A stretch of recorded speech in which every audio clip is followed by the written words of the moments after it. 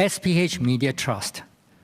Mr. Chairman, I was surprised to learn at the February sitting that taxpayers may have to pay up to $900 million over 5 years to support SPH Media Trust, the government-owned publisher of most of Singapore's mainstream newspapers. Since we are raising a lot of taxes in this budget, we should be careful about such a new and big outflow of taxpayers' money. Firstly, where is the plan to recoup the $900 million over time?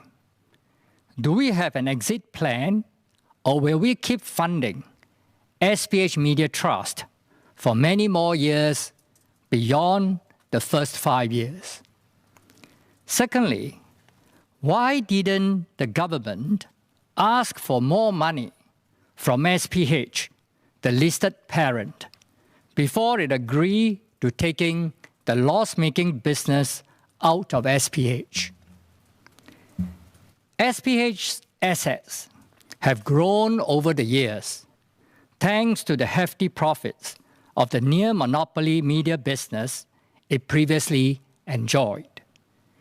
Although in recent years, the print business has become a loss-making business due to the internet, SPH has maintained overall profitability because of its huge property portfolio. Thus, it is reasonable to expect SPH to continue to fund the transformation of the media business.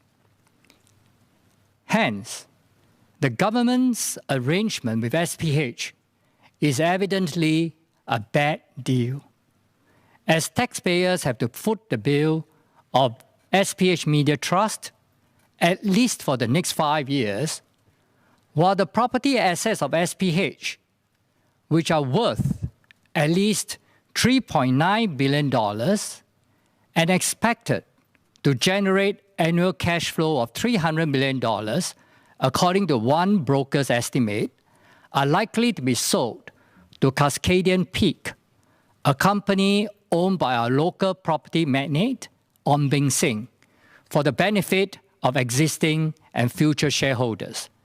Can the minister explain what is the rationale behind the government's acceptance of such a deal? Thank you. Chairman, I have 2 clarifications for the minister. But before that, I would like to clarify that I did not say SPH is a government-owned company. I say SPH Media Trust. So I hope the minister will acknowledge that. So my first question is, while SPH is not a government-owned company, but the government has considerable influence over SPH, the listed company, over the years. And SPH has accumulated huge amount of property assets from the profits generated from the near-monopoly print business in the past. So the decision that the government has made means that the government is okay to allow the shareholders to take away all the assets and leave behind a $900 million baby for the taxpayer to burden. That's the first point. Second question is, second clarification is, when Minister Iswaran presented this deal or this structure in the Parliament some time ago, he also said that SPH Media Trust is going to have private donors. So may I ask the Minister, what is the progress in getting these private donors to also fund SPH Media Trust? Are the shareholders of the current shareholders and the future shareholders of SPH, the listed company, that is in a position to enjoy huge windfall profits, going to be some of those donors that will help us out in the funding of SPH Media Trust? Thank you. Minister Josephine Teo.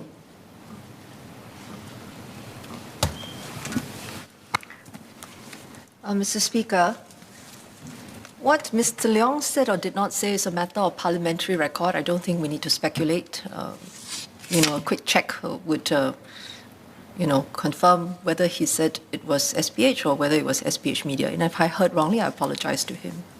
But in any case, his questions are quite strange because if he insists that the SPH Media Trust is government-owned, why would funding even be an issue? It's not something that we would have to come to Parliament and explain to members about.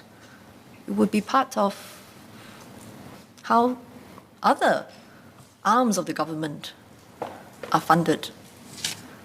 And you would basically plan for it within the ministry's block budget and be done with it. But the fact that we are here explaining to members the need to provide public funding to SPH Media Trust is precisely because it is not government-owned. It is a company limited by guarantee.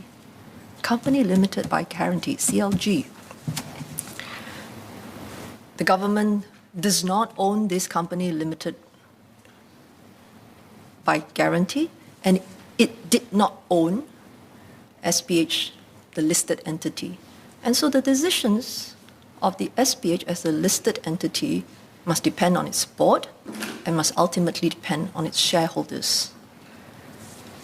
So Mr. Leong suggests, or he seems to think, that it was an option for the media business to continue as part of the listed entity. And I think the evidence speaks for itself. We have explained on several occasions by now, in May 2021, in February this year, and indeed just an hour or so ago, why the economics of the media business has changed so much that it is no longer tenable for them to remain in the previous structure, part of a listed entity with other businesses, because the investments that are going to be needed for the media part of the business to transform are going to be quite involved. And a listed entity could not have invested the same kind of resources to keep it a viable, trusted institution that it is today. And so we have basically two choices to make. If I could seek members' indulgence to articulate them again. One choice is to take our chances, accept that this media business existing within a listed entity, it could decline, and we live with the consequences. Alternatively, we mount a serious effort, do everything we can to help it to transform so that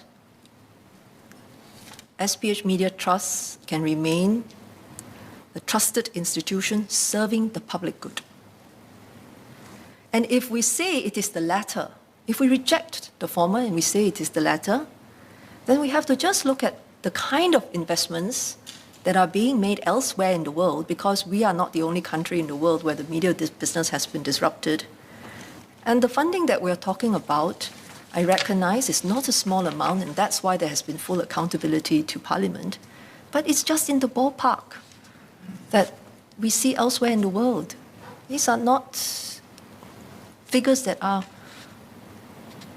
out of whack when we look at other countries' investments or the kind of media businesses having to make the investments. So it would appear to me that the fundamental difference is that Mr. Leong or the PSP simply does not value our local mainstream media as much as the government, because it's up to $180 million a year to support trusted local media, an excessive amount given the size of our economy, for our people and our businesses to be able to see the world through our own unique lens, for our voice to be projected without impediment, for our cultures and our traditions to be expressed in the way we want it to be expressed. So I hope I'm wrong, but if Mr. Leong or the PSP does not agree with supporting our local media, then I would really urge him to reconsider their position, whether it is wise for Singapore to do so. I would just stop right there. Thank you.